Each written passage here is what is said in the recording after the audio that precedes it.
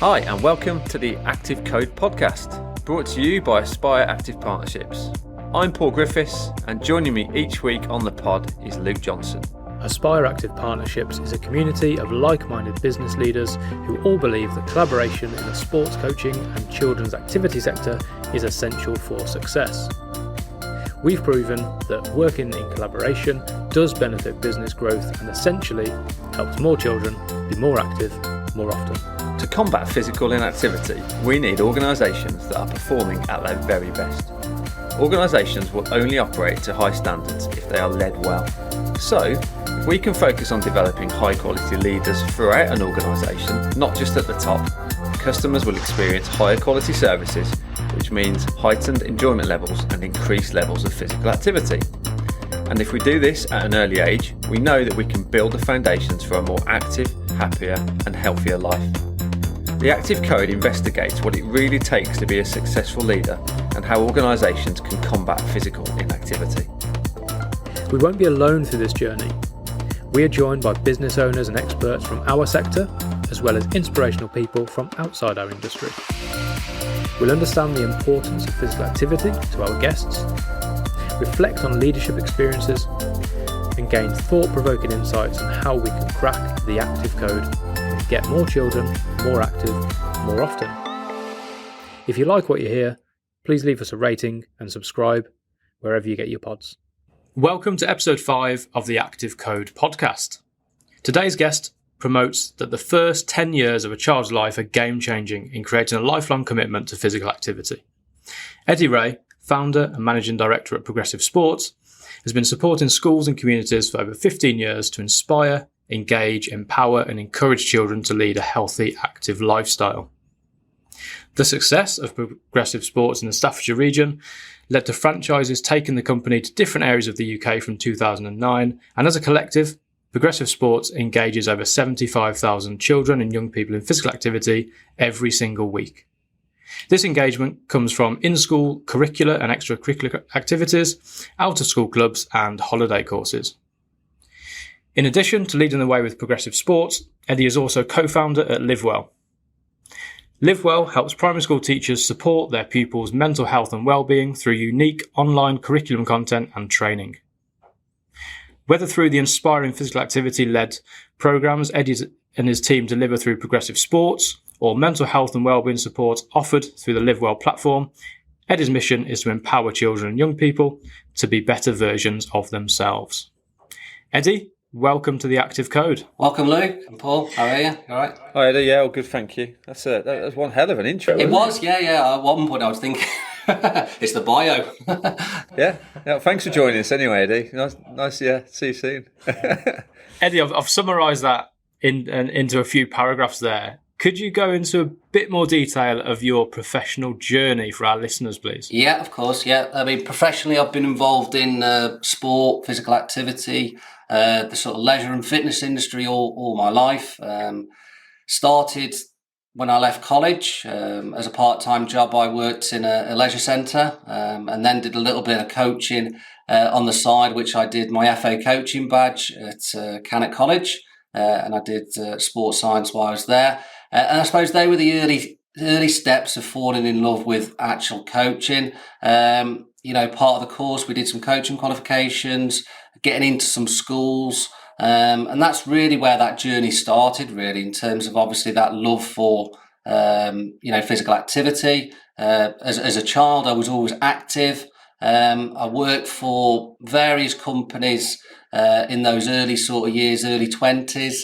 I was, for one of the organisations that I worked for, I was made area manager and got a piece of having a little bit more sort of, I suppose, control, accountability. It was as a self-employed coach, so I suppose I was controlling sort of my own timetable to a degree. And then I launched Progressive Sports back in 2006, and we've kind of, grown the business from there. And as you mentioned, we franchised the business. We did that in 2009. Obviously grew it into a national brand where we work with, about 250 schools across the UK. And we're responsible for getting about 75,000 children a week active. I suppose the early instances were very much about, coaching. love for working with children. I suppose as the business has grown and my involvement in growing a business, I've really enjoyed working on the business aspect of things, whether that's marketing, strategy, leadership, and that's something that I'm really love at the moment, and really obviously involved in terms of day-to-day stuff. The tracksuit's long been hung up, and I don't wear that anymore. And I've also had some other business interests over the time as well. So other things within this sector, and I've sold a business. So so it's been a good journey, and obviously a journey that we're looking at continuing. But it's always been around, the sports education, activity provider sort of market. That's really where my passion lies. So getting others active is obviously really important to you, and that comes through in what you do. But what does physical activity mean to you personally? Well, from a very young age, I was always active. So, in and out of school, playing for various clubs. Took a real passion into football, cricket and tennis. I think they were the three main sports that I was really passionate about.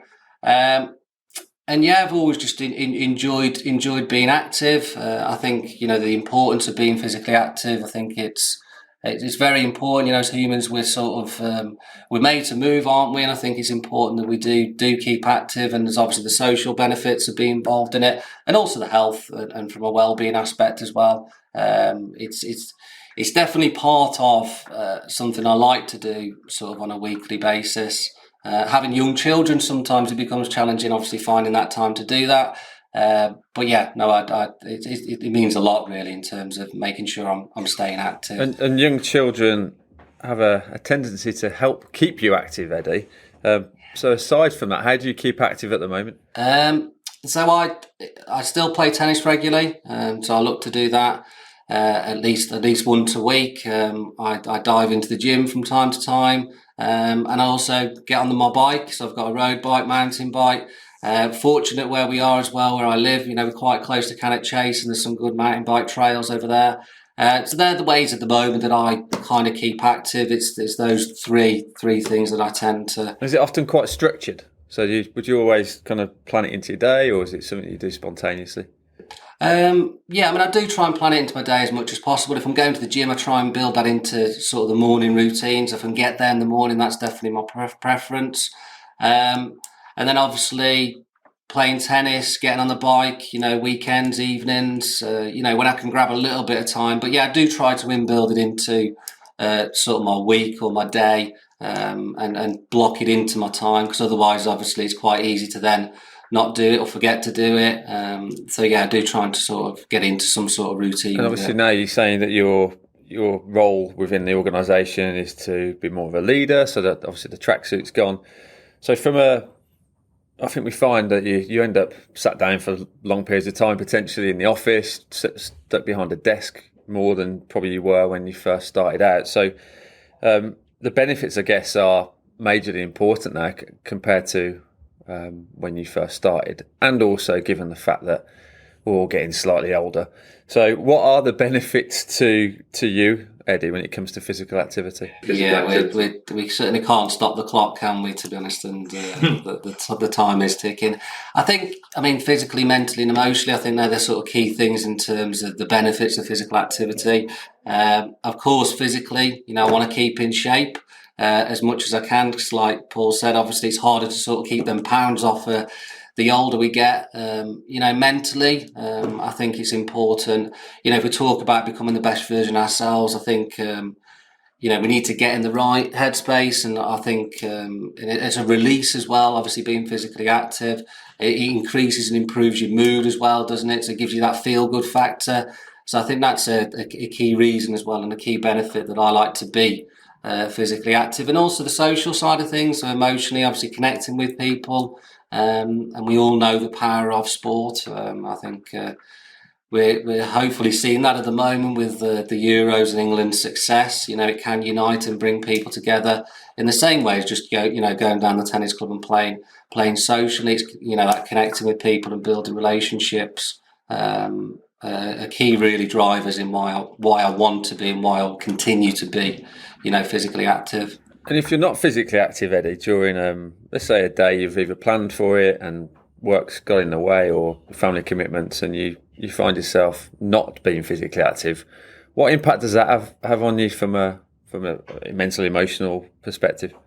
Yeah, I think you definitely feel it, don't you? I think you start to crave it, don't you? I think when I certainly do. If I'm not active, then I'm kind of, trying to inbuild when is the next time I can be active. So I think certainly crave it. I think you certainly feel it lifts your mood, lifts how you feel. Obviously releases all them, good happy chemicals in your brain. And there's obviously a lot of science behind the benefits of being physically active. So for me, it's something that it is really, really important, and something that I really enjoy doing as well. Anyway, so it's not like it's not certainly not I don't certainly have to force myself to do it. Really, it's something I enjoy doing. As you've said, Eddie, you loved sport from a young age, and you know the power of what sport and physical activity can have on people. But how do you and your team engage those that aren't interested in sport or haven't got that love for it? Yeah, I mean, if we're looking at children, obviously, I think that the key thing that we need to start with is obviously making it fun. If children don't enjoy being physically active, then it's really hard to keep that routine or keep that habit going, isn't it? So I think fundamentally, we want to make it enjoyable. We want to give children, early positive experiences. I think in the intro you talked about, the first 10 years of them formative years of a child's life. It's crucial that we obviously give them positive experiences. If they get those positive experiences from the people that are going to be leading the sessions, then they're more likely to continue. So I think that the bedrock of it is making sure it's fun, it's enjoyable. Obviously, we want to give children opportunities to access different things because there's obviously lots of sports and physical activity programs that we can put into schools or out of school. And I think hopefully they then carry that on into adulthood. And I think for adults, it's making sure we get into that sort of habit, isn't it, and build it into those sort of daily routines, staying away from sort of faddy things and something that, again, I suppose points back to something that you enjoy and something that you're motivated to do. How about the schools role, Eddie? What's your stance on that? Because I know, schools tend to get a lot of everything's the school's fault, isn't it? In society, if something goes wrong, it always comes back on the schools. But what's your take on that? What role do you think schools should take when it comes to getting more children active? Yeah, I mean, obviously schools play a massive part of it because we all go through the system, don't we? So we've all got the opportunity to experience things. I think it's important teachers or adults, whoever's kind of leading the lessons, whoever's providing the physical activity in the PE lessons, is well trained and is able to, confidently lead the lessons, make sure children are making progress. But yeah, schools are a very important part of this jigsaw, isn't it? Obviously, we're looking at, how parents can help, how the environment can help, how peers can help. But I think certainly, for me, schools are a real crucial component. Making sure that our children and our young people are active and continue to be active. Yeah, schools are definitely one of those key roles and leaders in a child's life. You've led on many ventures yourself during your career, but who would you say is the most inspirational leader you've worked with? So I suppose somebody that I haven't really, not directly sort of worked with, but I've had, been fortunate to have done some things with would be somebody that you may know because he's based in Birmingham, but Nigel Bottrell at the Entrepreneur Circle. I've been part of the EC for I think over 10 years now, and I've been fortunate to be part of some of his mastermind groups, some of his workshops. I've had one-to-ones with Nige, and I've taken a lot of sort of inspiration from him. If you don't know his background, he has built numerous multi-million-pound businesses from scratch, and we know how challenging and how difficult that can be. I was first attracted to him when we looked at franchising the business, obviously back in 2009.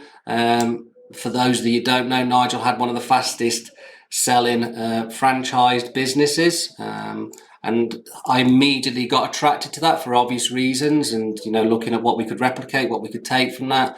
I think his force of will and making stuff happen, his ability to communicate, his ability to think sort of laterally, come up with ideas. And I've been fortunate to be in a room and experience some of these things. And he's extremely sharp, extremely clever, and he's quite obsessive about making stuff happen, really. And I think that's an important trait. If you want to obviously make stuff happen, then you've got to action things. But I think in some instances get quite obsessive about making sure that whatever the outcome is, whatever the goal is that you want to achieve,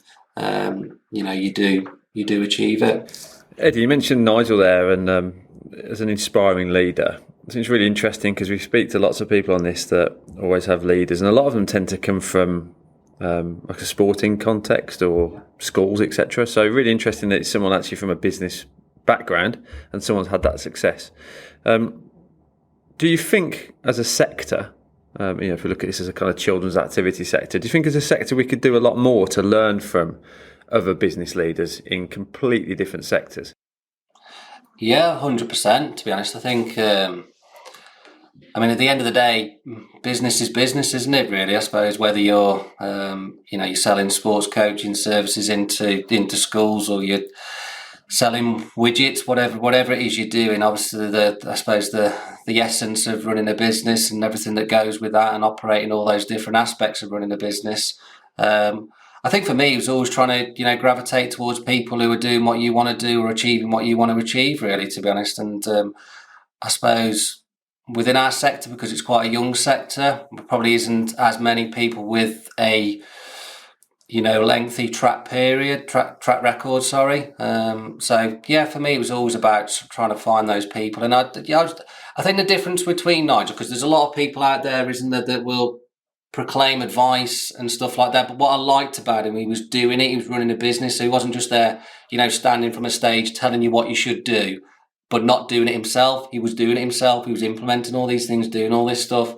So that's what I really liked about him as well. He had evidence, didn't he, of what he's doing was working, and I think that was one of the things that sort of attracted me to him. So yeah, that's really important. That I think the amount of times and people you come across who say they've been there, done it, but if you do some digging, a lot of the time they haven't, and they kind of class themselves as a business coach or whatever that may be packaged up as. And I think, yeah, you're right. If someone's been there, experienced the blood, sweat, tears, if you like, that comes with running a business, then you'd expect a lot more input from them and a lot more value from people like that. So yeah, it's good to hear that there's someone out there that is learning from other leaders and other sectors, I guess, because I think our sector can do a hell of a lot more from that side. Eddie, you mentioned Nigel he's got force of will, he's an excellent communicator, sharp, clever, driven to succeed. If we asked one of your colleagues about your leadership style and traits, what would they say?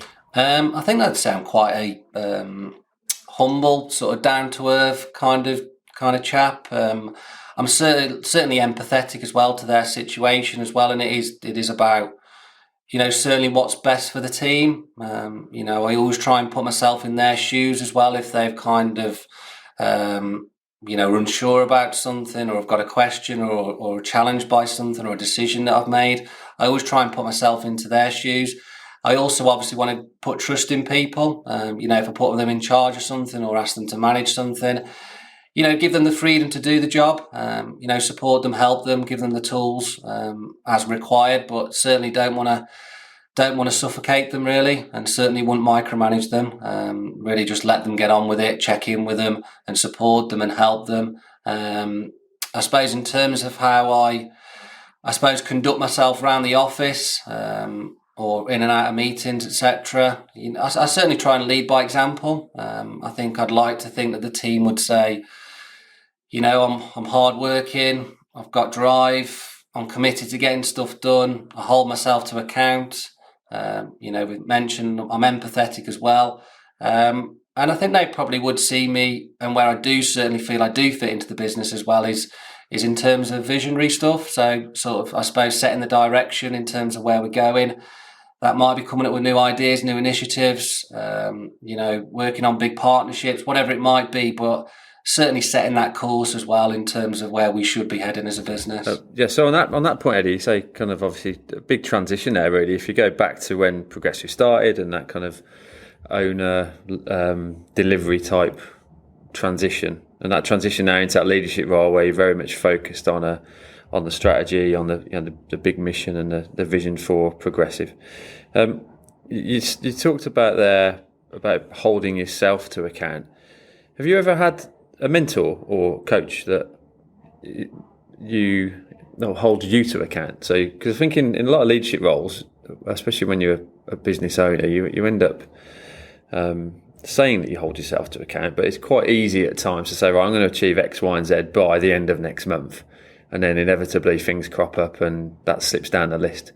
So, have you had a mentor in the past? I have, yeah. I mean, I've had through the Entrepreneur Circle and also through to some other organisations. I have had business coaches in the past.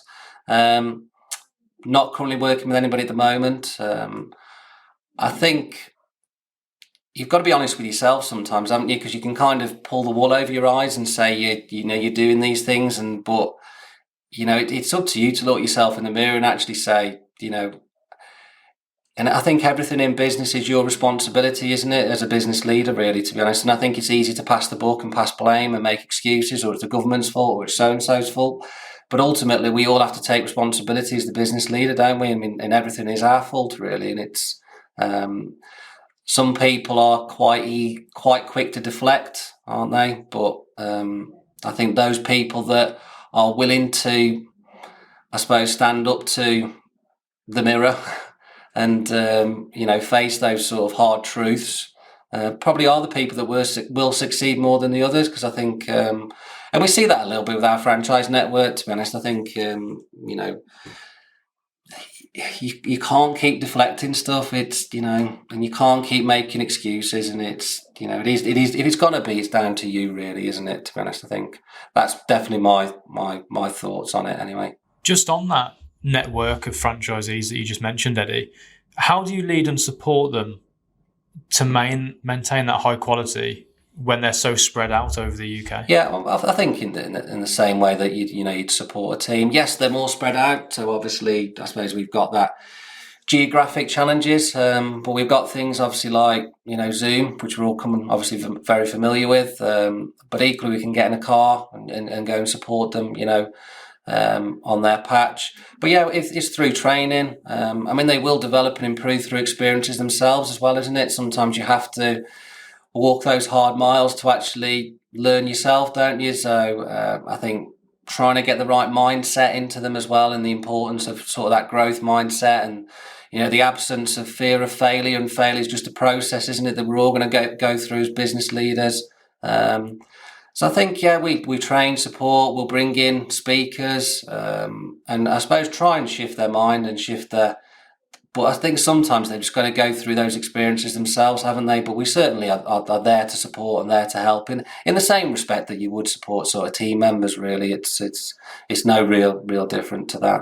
And Eddie, in our sector itself, in terms of like the children's activity sector, franchises can sometimes get a bad rap. So in terms of you dealing with issues and managing issues that may crop up within the franchise network, how do you go about that? Well, we've got obviously sort of regular check-ins. I suppose we've got our own sort of key performance indicators in terms of how we can measure their performance, customer satisfaction. We've obviously got to talk to them. We've got to follow our own sort of internal processes in terms of supporting, training and helping them. If obviously it's not right for them or us, then obviously we've got to try and exit that as quick as possible. But it is about processes and systems to ensure that obviously we're keeping that level of consistency. So whether you're experiencing a service here from us in Staffordshire or somebody in London or Manchester, that level of experience that you will experience as a customer is the same. And that goes down to those systems, processes, training, and all the things that make a good business, and getting those right people in to ensure that happens. But yeah, it has its challenges, I suppose, in the same way that recruiting staff does, doesn't it, really? I think the more you do it, you get better at it, don't you? You get better at the selection process and making sure, the right people come in and they're the right brand ambassadors for your business.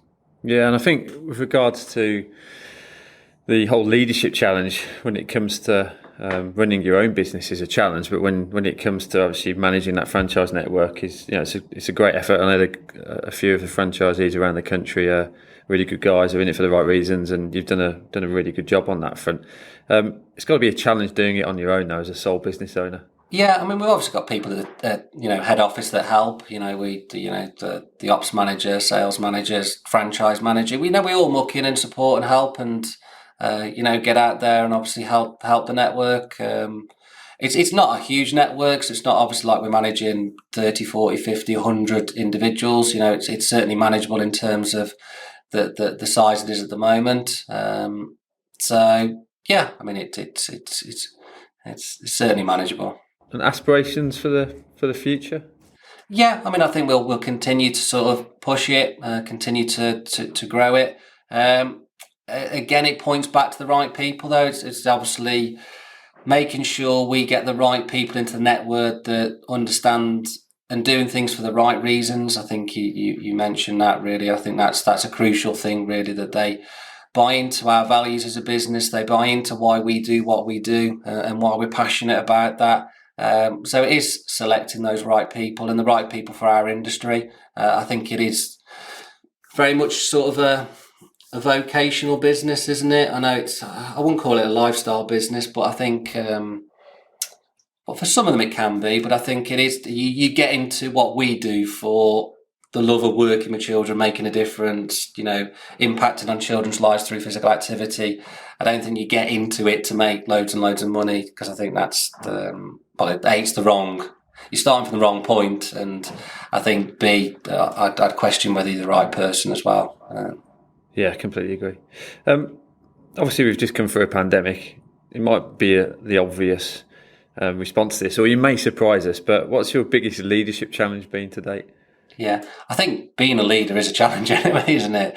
It is a constant challenge, and I think you have to applaud those people that run businesses, put the head above the parapet. Managing people, the business, the finances, they all throw up their challenges. Yes, COVID has been a challenge.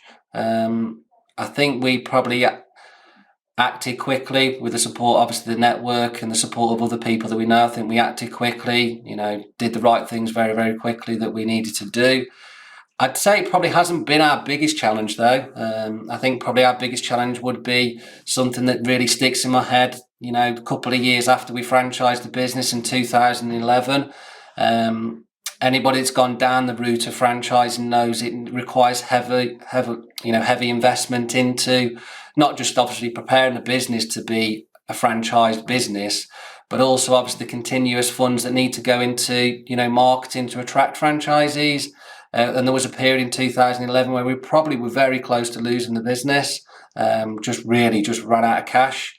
I suppose fortunately enough, I was able to borrow some money from family, and that obviously ensured that we continued to be able to operate the business. I was never going to let it go, so I think I would have found some other way to obviously generate the cash to ensure that we continued.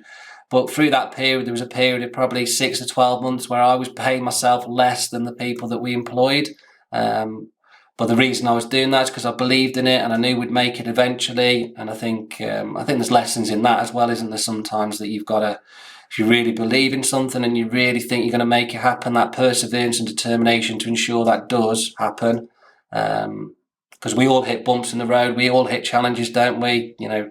Running a business is certainly not a bed of roses. You are going to hit plenty of bumps in the road, and I think it's learning from those experiences, isn't it? I think we certainly, from that point onwards, I've definitely got a much better stranglehold of the numbers, and I think managing the business from a financial aspect sometimes is an area that some business owners struggle with.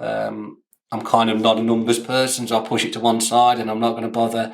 But I think, it's really crucial. And I think that was a lesson that I learned,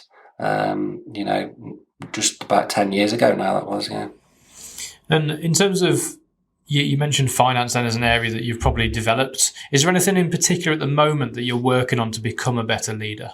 I don't think there's one single thing that I'm working on. I think I'm always looking at improving, all aspects of being able to run a business, whether that's strategically, from a leadership perspective, from a marketing and sales perspective, from an operations, finance perspective. I think we're always looking at ways that we can improve. So I can't drill down to one single area. I'm just really open-minded to learning, and whether that's through reading things or listening to podcasts or networking with people or attending workshops. I think there's just that thirst for learning, and I don't think that will ever obviously sort of leave me. I'm not naive to the fact that obviously we need to keep evolving and improving, and I think that's crucial. I think one thing I probably have slightly changed over the last 12 to 18 months is try not to lose perspective on things sometimes, because I think it's too easily, and I have been guilty of being attracted to go and do something else, or there might be a new shiny thing that, let's go over there and do that. And I've really now tried to avoid that and really concentrate on the core thing of what we do as a business, because I think it's easy to get distracted and lose that perspective, and then you might end up somewhere that you didn't really want to end up, to be honest. So. Yeah, it's always a constant challenge, I think, with any kind of entrepreneurial person. Doesn't have to be a business leader, but just in general in an organisation where you're focusing on something and you think, right, this is the only thing we're going to be focusing on, and then something crops up, someone calls you or an email drops in, or you read something or see something and think, how about if we were to just do this and spend a little bit more time on that, and then you just find yourself getting more and more stretched. So yeah, I think that, and I think probably some of that, Paul, probably points to I think a lot of people in business are looking for like that silver bullet, aren't they? Yeah. That one thing that will change the business for them. But I think the reality of it, I read something recently, and I think they talked about the compound effect of behaviours and just doing the right things consistently, and that will compound. So I think sometimes, and that doesn't happen straight away, does it? It might take 3 years, 5 years, 10 years for all those efforts and then behaviours and them actions to actually compound into the business being successful, or that thing that you've been working on being successful. But I think we're impatient, aren't we? And we're just looking for that one thing that will just change the whole thing. But I think the reality of that probably will never, ever, ever happen. Yeah, you're right. You're right. It's that kind of human nature, isn't it? Just that we're attracted to something new and bright and shiny, as you say, and we've just got to really focus on what we're good at, stick to it. I think it was Mim Telfin in series 1 that really focused on, find out what you're good at and stick to it, and that success will come. You said previously about if people are in this space from a business perspective to make lots of money, they're in the wrong sector. So it's all about making sure that we're in it for the right reasons, and success, whatever success is for people, will differ, but success will come. If you stick to doing the right thing. You just gotta be patient and stay laser like focused on what you're trying to achieve. From a leadership style, we touched on the franchisees as well. Just really interested just to go into a bit more detail on that, if we can, around the franchisees in that network and how they enhance their leadership skills. So is it something that obviously you do your conferences and you're mentoring one-to-one stuff with them, but do you encourage them to go out and develop their leadership skills as well? Yeah, we would. Yeah, I mean, obviously, we like say through the conferences, we'll bring speakers in. They'll do workshops, podcasts, books. These are all great sort of sources for information, aren't they? Where we can actually develop and improve as individuals.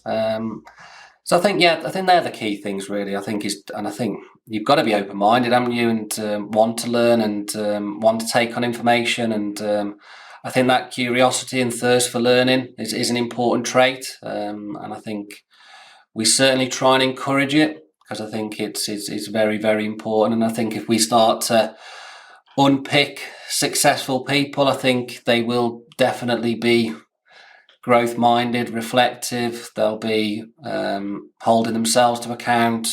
They'll be wanting to learn, wanting to improve. So we certainly encourage those things, through the things that we've mentioned. You talked about Nigel Bottrell earlier, who comes from outside of our sector. And there may be things that Nigel does that you think that translates really well into our sector. What do you think we can learn from other sectors to help our sector combat physical inactivity?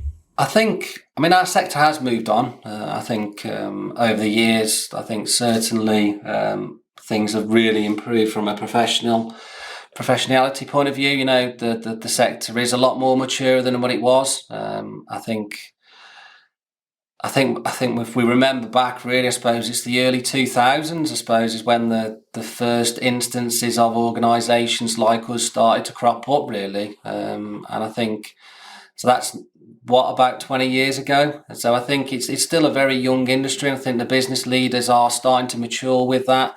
And I think because they're starting to mature, they're that little bit older. I think you're seeing the sector, move on and move forward. I think there's always things that we can take from, I suppose, other sectors. And I think I said it earlier. I think, running a business is running a business. It doesn't matter necessarily what you're doing, is it? I think it's taking those bits, those good bits, those bits that you see other people doing, and thinking about how can I adapt that and put that into my business. And I think that's always a useful question to ask yourself, isn't it? Rather than kind of dismissing it, it's not relevant to my sector, or it's not relevant to my industry, my business, I think is a very closed-minded way of looking at things. And I think whenever I was in meetings and you've got other people talking, whether it's an optician talking or you've got somebody that runs a physiotherapy practice or whatever it is, it's just trying to think about how you can relate what they do into your business and how you can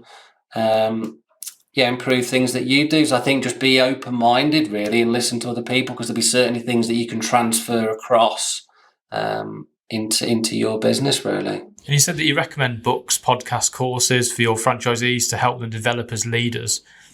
If listeners wanted to enhance their leadership skills, what 3 books, podcasts, or people would you recommend? Well, I'll give you 2 books. So one of them would be Legacy by James Kerr, who I know you'd probably recommended as something to read to the network. So obviously about the All Blacks rugby team, very good for culture, getting the right sort of behaviours that you want in your team, and it's an incredibly good book, loads of bits that you can take from it and start to implement into your business. So I'd really recommend people take a look at that book. And also a book called Traction by Gino Wickman was probably really quite instrumental in terms of, I think, us getting more clear on the things that we needed to do in the business and breaking it down into a simple sort of formula. And I really liked that, but that book really supported me in terms of a leader, in terms of how to strategically operate the business. And we did see some, and have seen some, good growth in the business since we really picked apart that book and implemented a lot of the thoughts behind it and the strategy behind it. So I think 2 books that I'd firmly, if you haven't read them,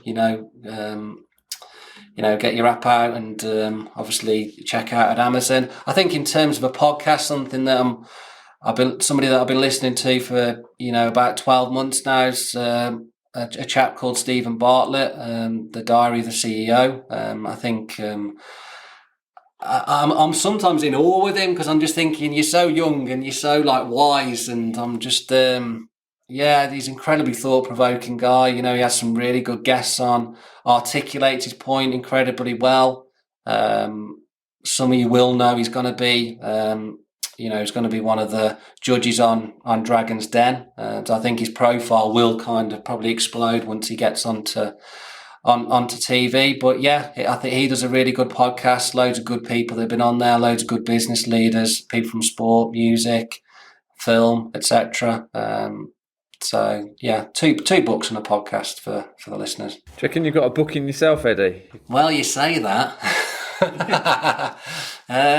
Watch this space. There might be something that we might be working on in the background. Yeah. Good stuff. Look forward to that. In terms of going back to the leadership side of things, I mean, clearly you've got a wealth of experience. You're really clued up when it comes to leading a business, and you've, like you say, the speed bumps along the way, and you've overcome them and learned from them, which is a great attitude to have. One thing we didn't really touch on was what we spoke about. What's the the challenges been, but how about the successes? Because you've obviously been in business there for a fair few years, and you must have had some good success stories along the way. So is there anything in particular that really kind of stands out? The people as well. I think we've had some really good people that have been with us from the, very, very early on, and they've stuck with us, and they've developed, they've improved, they've grown. I think it's quite rewarding, isn't it, to see sort of, your people flourish and do really well.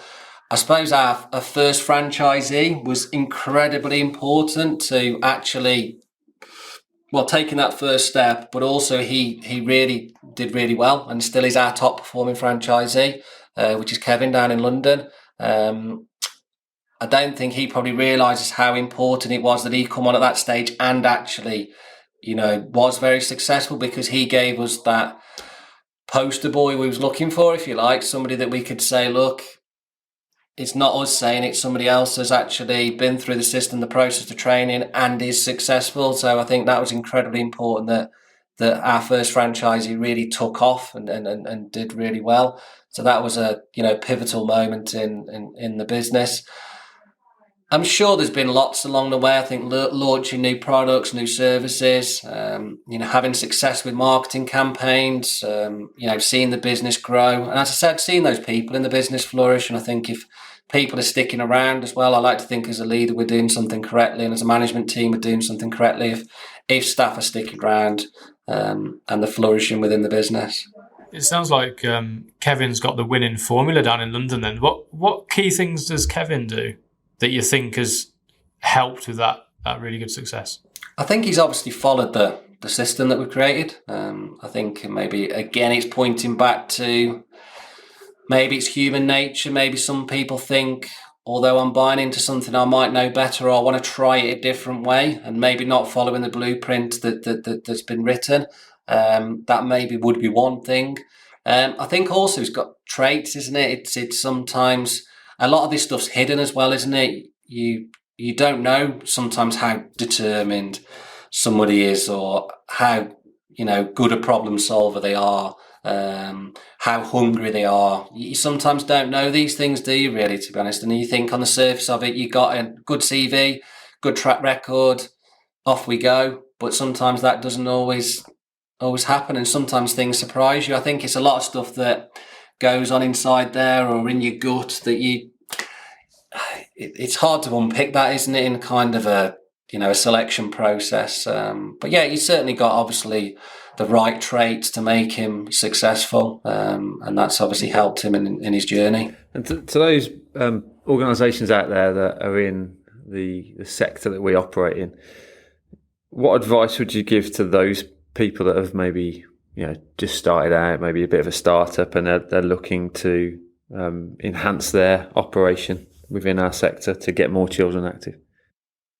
I think get out there and learn, really. I think either take ownership on the learning yourself, or also find mentors, find people that can support you, help you, because obviously if they can fast track you, send you the quickest route, avoid some of them potential pitfalls that you've got to make, 'cause you're going to make mistakes, running a business. But if they can obviously shorten that, I think, I'd find a mentor. I think it makes sense maybe finding somebody in this sector and somebody outside of the sector. So, you're taking on different sort of approaches and different views. And just get out there and learn and just network with people. I think that would be the biggest bit of advice, and maybe and don't get too attracted by these bright shiny things, and but you've got to wear many hats as a business owner as well, haven't you, to be honest? And I think it's play to your strengths, understand where your weaknesses are. If you're able to bring people in that have strengths in those other areas, it's sometimes a challenge in our industry, isn't it? 'Cause a lot of us come into it from a vocational point of view, not necessarily with loads of capital behind us, so we tend to build it organically, don't we? So that sometimes makes it difficult to bring in people of high caliber who might have better strengths than you in other areas.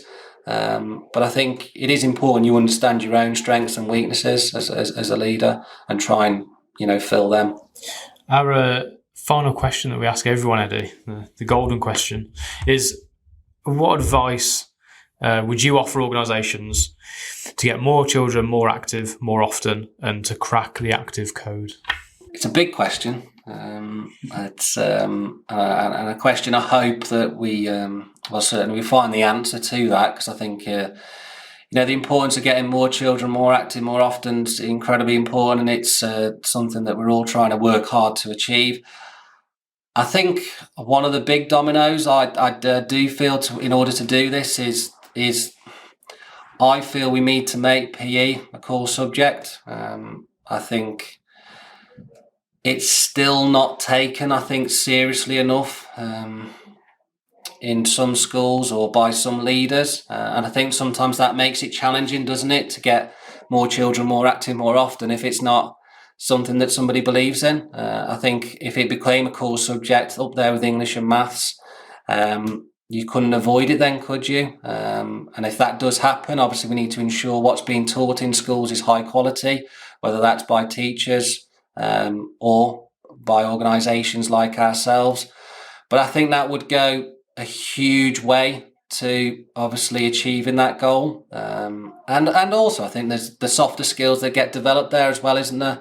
I certainly want my children to grow up to be happy and healthy, and I think there's the softer skills that get developed through some of the more creative subjects, which sometimes get pushed to one side, PE being one of them. Around problem solving, confidence, self-esteem, determination, all these things and those character traits we can develop in children, can't we, through a subject like PE?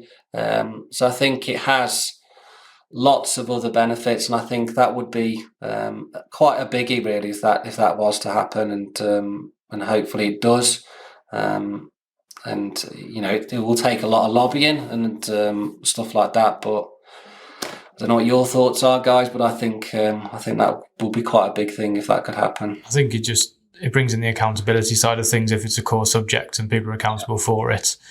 Like you said, it's a big domino, isn't it? As soon as that happens, pressure comes on to increase the standards. And we end up with children as well that are more confident at moving just generally. So it's not all about using PE as maybe some people think to produce the next elite athletes. That's a very, very minor, small percentage that happens to. So it is all about making sure that we're giving children more positive experiences, making sure they're more confident to move in the right way, because not everyone enjoys participating in sport. So when it comes to natural physical activity, let's make sure that they are confident at being active, and that's an issue at the moment, which hopefully we can keep talking about and make a bit of a difference to, and make it habitual, really, and make sure that when they get into adult life they are more active, and we know the impact that could happen with regards to health and NHS costs and everything else that comes with it. So completely agree with you on that, Eddie. No surprise, I guess, but completely agree. Thank you for your time, Eddie. Really, really appreciate you sharing your story with everybody, and the kind of wealth of experience that you have. It's been really enjoyable, again, listening to that story and sharing that story with our listeners. And I think what's clear for me and listening to you in the last 45, 50 minutes is that the constant opportunities to learn and develop and grow as an individual, as a leader, as a business owner. And I think that's one key takeaway really from this, is to all those people listening, whether you run your own business or not, it's about making sure that don't worry about making mistakes, and there are speed bumps along the way. They happen, but they're opportunities to learn. It's a bit of a cliche, but they are opportunities to learn and develop and improve, and stay away from those bright, shiny objects. Stay focused. Yeah, you'll do well. But maybe you need to get something, a poster in your office. Keep away from the bright, shiny ones. Eddie, if listeners want to connect with you, learn more about progressive sports and what you do, where can they find you? Yeah, I mean, they can, obviously, in terms of progressive sports, they can head over to progressive-sports.co.uk. In terms of myself, probably the best place to contact me would be via LinkedIn. Again, just search for Eddie Ray, Eddie with an IE. and I should come up and be happy to connect with your listeners. So. Brilliant. Thanks, Eddie. Thank you for your time. Cheers, Paul. Cheers, Luke. Thank you. Cheers, Eddie. Thanks. Bye-bye. Join us next time for the Active Code podcast. Remember to subscribe to the podcast so you don't miss an episode. You can connect with us on Twitter @aspire_partners and find out more about us and the network at www.aspireactivepartnerships.co.uk.